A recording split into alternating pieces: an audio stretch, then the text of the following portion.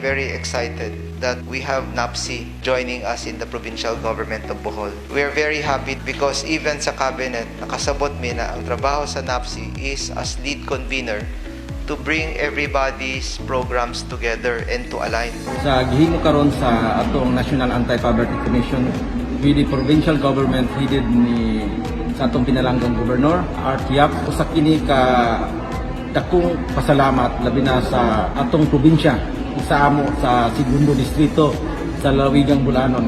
Ang National Anti-Poverty Commission maghatag gayud og mga pamaagi murag tulay nga kami madungog sa atong probinsya nga ang tanang mga ahinsya pod sa nasudnong magagamahanan motubag sa among mga panginahanglan.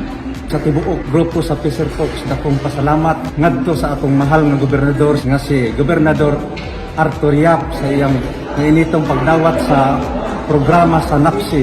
Kami malipayon isip usa ka mananagat nga dunay ahinsya nga among pagaduulan mapaabot ang among mga yangok-ngo ngadto sa mga ahensya sa gobyerno nga makatabang kanamo ug kini dili namo ni makabot kung wala ang paghatag og katungod o paghatag sa NAPSI ngadto sa atong mahal nga gobernador.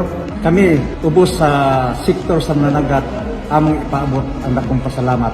Mga kaigsuonan ko, ang atong probinsya sa Bohol bulahan kaayo nakakuha og usa ka gobernador na ang iyang yung panlantaw para sa mga katabuhan sa Bohol sinsero, tinud-anay o pinaagi yun sa tinud-anay nga mga suporta nga aron makuha ang problema ug matagaan og sakto nga solusyon.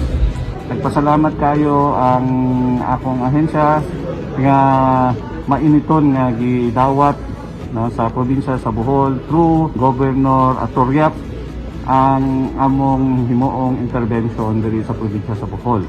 First time in the history of the country nga ang NAPSI dunay office no sa usa ka probinsya og diri na nahitabo sa probinsya sa Bohol. Espesyal kayo ang probinsya sa Bohol and also Tagbilaran City nga nahimo ang opisina sa NAPSI dinhi isa ang Bohol sa mga priorities nga tagaan sa mga programa sa NAPSI. So, swerte kayo and also congratulations sa Provincial Government of Bohol ni Governor Art Yap.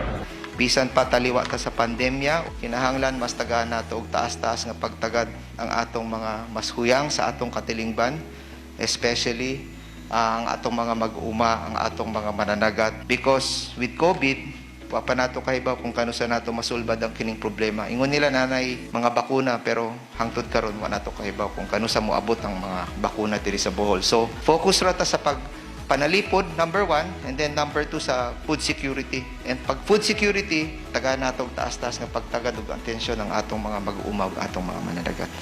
Thank you very much. Salamat.